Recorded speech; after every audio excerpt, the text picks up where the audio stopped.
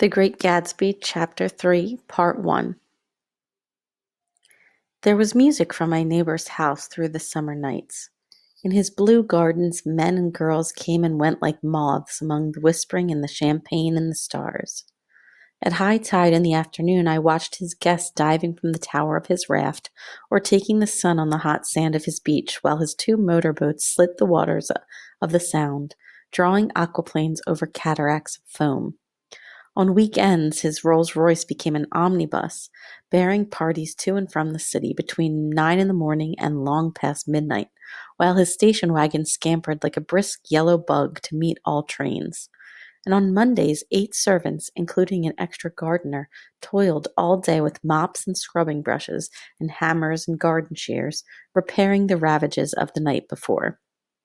Every Friday, 5 crates of oranges and lemons arrived from a fruitier in New York. Every Monday, these same oranges and lemons left his back door in a pyramid of pulpless halves. There was a machine in the kitchen which could extract the juice of 200 oranges in half an hour, if a little button was pressed 200 times by a butler's thumb. At least once a fortnight, a corps of caterers came down with several hundred feet of canvas and enough colored lights to make a Christmas tree of Gadsby's enormous garden. On buffet tables garnished with glistening hors d'oeuvres, spiced baked hams crowded against salads of harlequin designs, and pastry pigs and turkeys bewitched to a dark gold. In the main hall, a bar with a real brass rail was set up, and stocked with gins and liquors and with cordials so long forgotten that most of his female guests were too young to know one from another. By 7 o'clock the orchestra has arrived, no thin 5-piece affair, but a whole pit full of oboes and trombones and saxophones and viols and cornets and piccolos and low and high drums. The last swimmers have come in from the beach now and are dressing upstairs, and already the halls and salons and verandas are gaudy with primary colors and hair shorn in strange new ways and shawls beyond the dreams of Castile. The bar is in full swing, and floating rounds of cocktails permeate the garden outside until the air is alive with chatter and laughter and casual innuendo and introductions forgotten on the spot and enthusiastic meetings between women who never knew each other's names. The lights grow brighter as the earth lurches away from the sun, and now the orchestra is playing yellow cocktail music, and the opera of voices pitches a key higher. Laughter is easier minute by minute, spilled out with prodigality, tipped out at a cheerful word. The groups change more swiftly, swell with new arrivals, dissolve and form in the same breath. Already there are wanderers, confident girls who weave here and there among the stouter and more stable, become, for a sharp, joyous moment, the center of a group, and then, excited with triumph, glide on through the sea change of faces and voices and color under the constantly changing light. Suddenly, one of these gypsies in trembling opal seizes a cocktail out of the air, dumps it down for courage, and moving her hands like Frisco, dances out alone on the canvas platform. A momentary hush. The orchestra leader varies his rhythm obligingly for her, and there is a burst of chatter as the erroneous news goes around that she is Gilda Gray's understudy from the Follies. The party has begun. I believe that on the first night I went to Gatsby's house, I was one of the few guests who had actually been invited. People were not invited. They went there. They got into automobiles which bore them out to Long Island, and somehow they ended up at Gatsby's door. Once they were there, they were introduced by somebody who knew Gatsby, and after that they conducted themselves according to the rules of behavior associated with amusement parks. Sometimes they came and went without having met Gatsby at all, came for the party with a simplicity of heart that was its own ticket of admission. I had actually been invited. A chauffeur in a uniform of robin's egg blue crossed my lawn early that Saturday morning with a surprisingly formal note from his employer. The honor would be entirely Gadsby's, it said, if I would attend his little party that night. He had seen me several times and had intended to call on me long before, but a peculiar combination of circumstances had prevented it. Signed, J. Gadsby, in a majestic hand. Dressed up in white flannels, I went over to his lawn a little after 7 and wandered around, rather ill at ease among swirls and eddies of people I didn't know, though here and there was a face I had noticed on the commuting train. I was immediately struck by the number of young Englishmen dotted about, all well dressed, all looking a little hungry, and all talking in low, earnest voices to solid and prosperous Americans. I was sure that they were selling something, bonds or insurance or automobiles.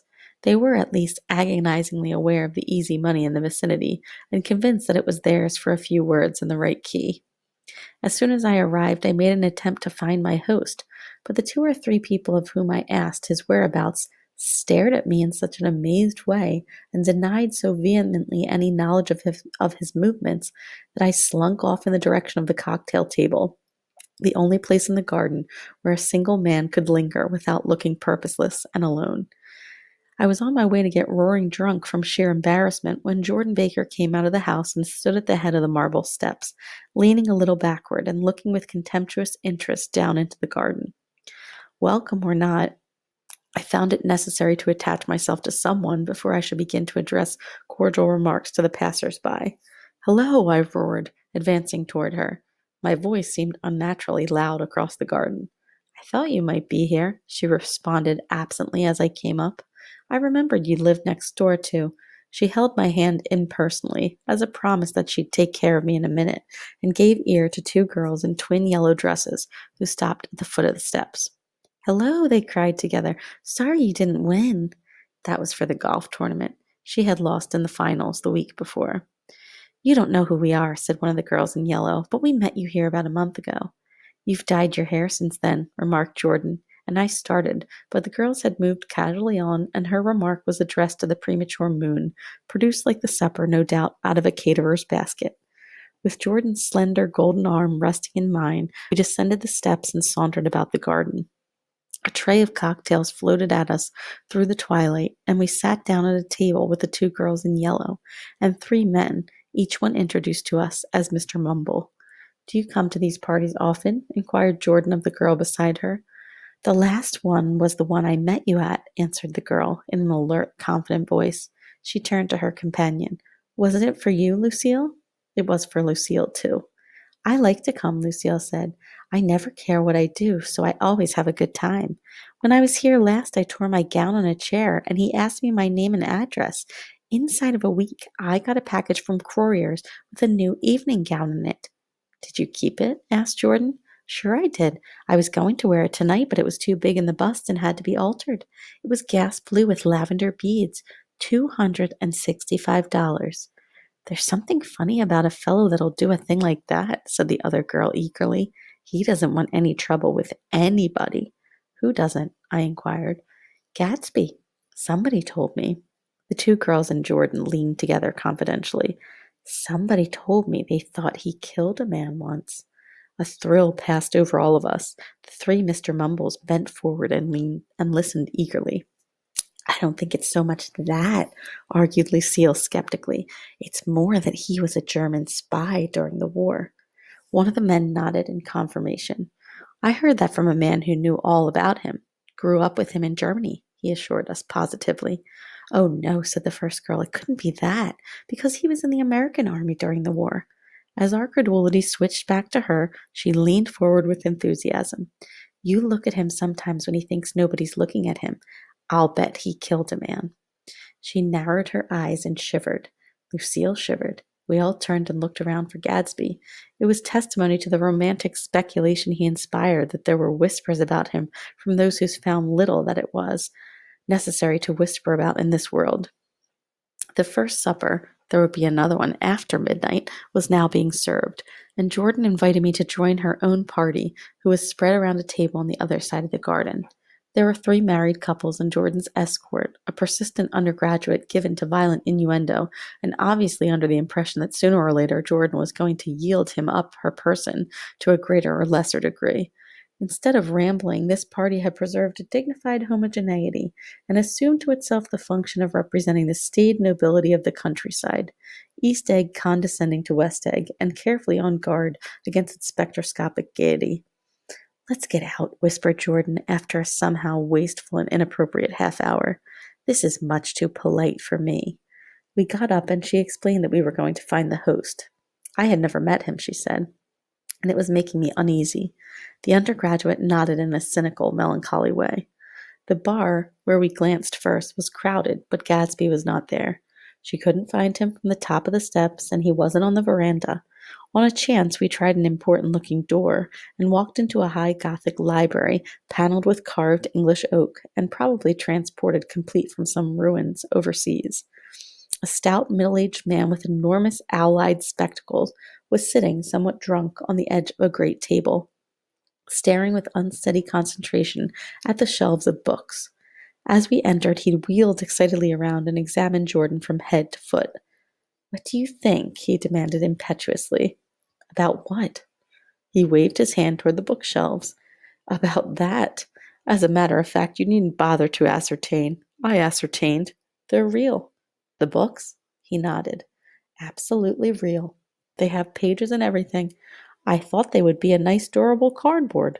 Matter of fact, they're absolutely real. Pages and here, let me show you." Taking our skepticism for granted, he rushed to the bookcases and returned with volume 1 of the Stoddard Lectures. "See," he cried triumphantly, "it's a bona fide piece of printed matter. It fooled me. This fellow's a regular Belasco. It's a triumph. What thoroughness! What realism! Knew when to stop, too. Didn't cut the pages. But what do you want? What do you expect?" He snatched the book from me and replaced it hastily on its shelf, muttering that if one brick was removed, the whole library was liable to collapse. "Who brought you?" he demanded. "Or did you just come?" "I was brought. Many people were brought." Jordan looked at him alertly, cheerfully, without answering. "I was brought by a woman named Roosevelt," he continued. "Mrs. Claude Roosevelt. Do you know her? I met her somewhere last night.